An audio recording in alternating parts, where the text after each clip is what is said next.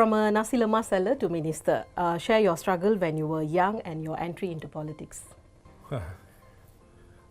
Well, I was raised in an estate. My mother was illiterate. She never went to school. She was a child bride. She got married when she was 14 years old. And we have got 9 children in my house. I'm the second last. We never spent time with my parents. But my mother is a person who has been insistent that all children get educated well, boys and girls. That's her thing. Sometimes I'm amazed as to how she can count and calculate better than me. After school, most children just go back home and you enjoy and all that. We don't. After school, immediately you are taken to look after the cows, goats, pigs, and all that. Plus, morning you wake up, you either have to tap rubber or you go and sell newspapers or that kind of thing. So when I was 12 years old, there was emergency at that time. We didn't know there was curfew. So my mother prepared the nasi lemak and all. I was walking, and then I was stopped by this police vehicle, and they asked me to say, "Look, you cannot be on the street." They said, but police took me in the van, took me in the truck, the 4-wheel truck, and took me to the police station and asked me questions, where you are from and all that. Then they said, okay, I will send you back. But they did send me back. But they sent me back without the nasi lemak. They took all the nasi lemak. My father was MIC divisional leader for many years. And when I was young, whenever I get the opportunity, I'll go with him. I'll straight go to the front table because there'll be a lot of koi. Take that and wipe. Because that is we don't have much to eat.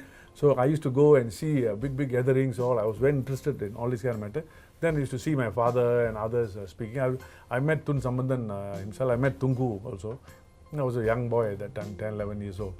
But over the time, that exposure made me realize that you can do a bit of change. And then after in the 70s, I found a lot of discrimination. I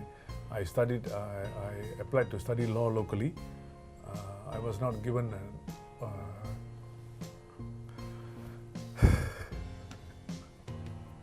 an opportunity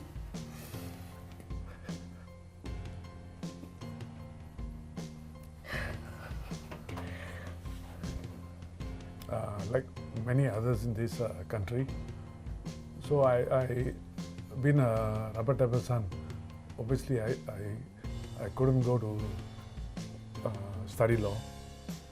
I couldn't get a place to study here. Many of my friends who were not qualified were admitted in the universities. So that made me think that I must find a way.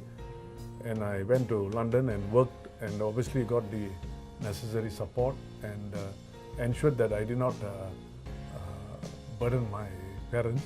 There was a change of Prime Minister in UK. And when the new Prime Minister came, Margaret Thatcher, she increased the fees by 3 times. So we couldn't pay, then we organized, our student activities were very great there. So that kind of thing. And then I realized that we can make a difference. When I came back, I got involved in activities. My father's greatest disappointment was I couldn't join MIC. And my awakening actually came in 1987, when many Malaysians were arrested for no good reason, kept in Kamunteng.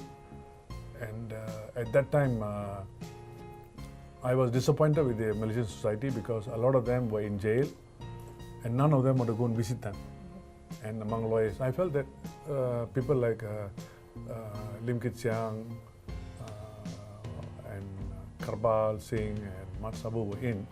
I make it a point to go. I went against all situations. They told me, you go and visit somebody in Kamunteng, you'll be arrested and all that.